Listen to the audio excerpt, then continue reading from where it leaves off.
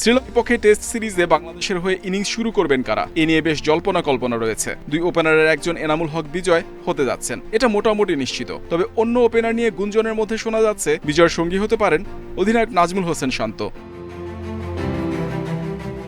দেশ ছাড়ার আগে ওপেনিং নিয়ে চিন্তার কোনো কারণ দেখছেন না বলে জানিয়েছিলেন বাংলাদেশ অধিনায়ক। প্রথম টেস্ট শুরুর আগে গণমাধ্যমের সামনে নিজের ব্যাটিং পজিশন নিয়ে কোনো তথ্য দিতে রাজি হননি। ম্যাচের দিন শান্ত খোলাসা করবেন নিজের ব্যাটিং পজিশন। শ্রীলঙ্কাতেও একই প্রশ্নের উত্তর দেন শান্ত। টাইগারদের টেস্ট অধিনায়ক ব্যাটিং করবেন কোথায় সেটা ধোঁয়াশায় রাখতে চান। প্রতিপক্ষ যাতে ধারণা না পায় সেজন্যই রহস্য রাখতে চান খেলা পর্যন্ত। কিন্তু শান্ত ওপেনিংয়ে নামলে কি ব্যাটিংয়ের চিত্র বদলে যাবে বাংলাদেশের? বাংলাদেশের প্রথম চ্যালেঞ্জ গলে টেস্ট দিয়ে। স্পিন বান্ধব উইকেটে ব্যাটারদের জন্য অপেক্ষা করছে কঠিন চ্যালেঞ্জ। মুশফিক মুমিনুরের অভিজ্ঞতা কি এগিয়ে রাখবে বাংলাদেশকে? শান্ত লিটনকেও তো দায়িত্ব নিতে হবে। ম্যাচে ভালো করতে প্রথম 2-3 দিন ব্যাটারদের দারুণ ব্যাটিংয়ের প্রয়োজন।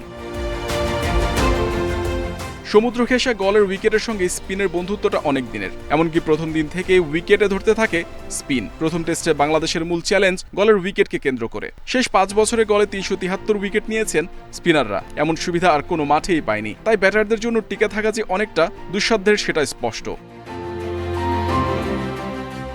শ্রীলঙ্কা দলে নতুন 6 মুখ। ফেরানো হয়েছে রহস্য স্পিনার আকিলা ধনঞ্জয়াকে। ঘরোয়া ক্রিকেটে তার ফর্মও দুর্দান্ত। প্রথম শ্রেণীর ক্রিকেটে শেষ ম্যাচে তার শিকার 37 উইকেট। চমক হিসেবে রয়েছেন থারিন্দু রত্নায়েকে, যার সক্ষমতা আছে 2 হাতে বল করার। এছাড়া প্রভাত জয়সূরিয়া তো আছেনই। 116 উইকেটের মধ্যে গলেই তার শিকার 80টি।